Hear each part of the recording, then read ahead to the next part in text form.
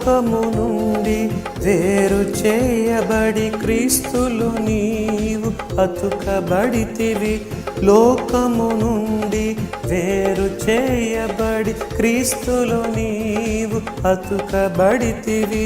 యోగ్యమైన పనివానిగా, నమ్మకమైన దాసునిగా, యోగ్యమైన పనివానిగా, నమ్మకమైన దాసునిగా కడవరకు పరుగెత్తు. ఆ పందెములో ప్రత్యేకముగా జీవించు. ఓ పరిచారకుడా, పరిశుద్ధతతో ప్రార్థించు. ఓ సేవకుడా, ఓ పరిచారకుడా. ఆదికాండ గ్రంథంలో హనోకు అనే వ్యక్తి మనకు తారసపడతాడు. మీరు జాగ్రత్తగా గమనిస్తే ఈ 5 అధ్యాయములు అంతా అతడు మృతి పొందెను అని చాలామంది మరణాల్ని మనం చూస్తాం. ఈ సమాధుల తోటలో ఒక్క వ్యక్తి మాత్రం సజీవుడిగా మనకు కనిపిస్తున్నాడు. ఆ వ్యక్తే హనోకు. హనోకు అంటే అర్థం ప్రతిష్ఠితుడు. తన జీవితాన్ని దేవుని కొరకు ప్రతిష్ఠించినట్లుగా మనం చూస్తాం. పాపం వలన వచ్చు జీతం మరణం అని బైబిల్ గ్రంథం చెప్తుంది. మరి ఆ మరణాన్ని రుచి చూడకుండా ఎలా ఉండగలిగాడు ఒకసారి మనం గమనిద్దాం. హనోకు జీవితంలో చెప్పుకోదగిన మాట ఏంటంటే అతడు దేవునితో నడిచెను అనే మాట మనం చూస్తాం.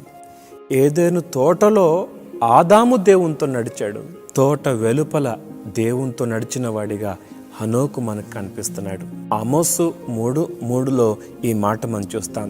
సమ్మతింపక ఇద్దరు కూడి నడుతురా అని. దేవునితో నడుస్తుంటే దేవుడు హనోకుతో మాట్లాడుతున్నాడు, హనోకు దేవునితో మాట్లాడుతున్నాడు. ఆ సహవాసంలోనే బహుశా దేవుడు తన కుమారునికి ఈ పేరు పెట్టమని చెప్పాడు హనోకుకి. హనోకు, నీకు పుట్టబోయే బిడ్డకు మెతుషెల అని పేరు పెట్టు. దేవా, ఈ పేరుకి అర్థం ఏంటి అని అడుగుంటే దేవుడు చెప్పిండొచ్చు, అతడు చనిపోయినప్పుడు తీర్పు వచ్చును. భూమి మీద అనేక సంవత్సరాలు బ్రతికింది ఎవరంటే మెతుషెల. 969 సంవత్సరాలు. హనోకు తన కుమారునికి మెతుషెల అని పెట్టినప్పుడు, బాబు నీ కుమారునికి ఈ పేరు ఎందుకు పెట్టావు అంటే అతడు చెప్పేవాడు, అతడు చనిపోయినప్పుడు తీర్పు వచ్చును. ఇందులో దేవుని దీర్ఘశాంతం కనిపిస్తుంది. చూసారా?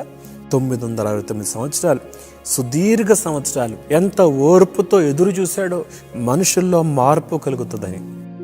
అయితే అలాంటి తరములో హనోకు దేవునితో నడుచుకుంటూ వెళ్ళాడంట.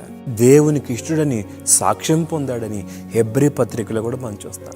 ఒకటి, హనోకు అంటే ప్రతిష్ఠితుడు, అతడు దేవునితో నడిచాడు. రెండవది, అతడు దేవునికి ఇష్టడని సాక్ష్యం పొందాడు విశ్వాసం బట్టి. నాలుగవది, అతడు తీర్పును ప్రకటించాడు. ఐదవది, అతడు దేవునితో ఉండుటకు కొనిపోబడ్డాడు. బహుశా దేవుడు హనోకు ఇంత దూరం వచ్చేసావు కదా, నువ్వు వచ్చేయచ్చు కదా ఇంకా అన్నాడేమో దేవుడు హనోకుతో. భూమి మీద చాలా మంది హనోకును వెతుకుండొచ్చు, హనోకు కనబడలేదు. బైబిల్ గ్రంథం చెప్తుంది అతడు కొనిపోబడనని. అతడు పుట్టాడు కానీ భూమి మీద సమాధి లేకుండా కొనిపోబడ్డాడు. హనోకు దేవుని సంఘానికి కూడా సూచిస్తున్నాడు. హనోకు ఏ విధంగా కొనిపోబడ్డాడో యేసుక్రీస్తు యందు విశ్వాసం వచ్చిన వారు కూడా ఒకరోజు సదాకాలం ఆయనతో ఉండటానికి కొనిపోబడే దినము రాబోతుంది కనుక ఆ దినము కొరకు కనిపెడదాం. ప్రార్థన. మహోన్నతుడకు దేవా, మాలిన్యపు లోకంలో హనోకు మాకు చక్కని ఆదర్శవంతంగా ఉన్నాడు. సాక్ష్యం కలిగి బ్రతికే కృప ఇవ్వమని యేసు నామములో అడుగుతున్నాం తండ్రి. ఆమేన్.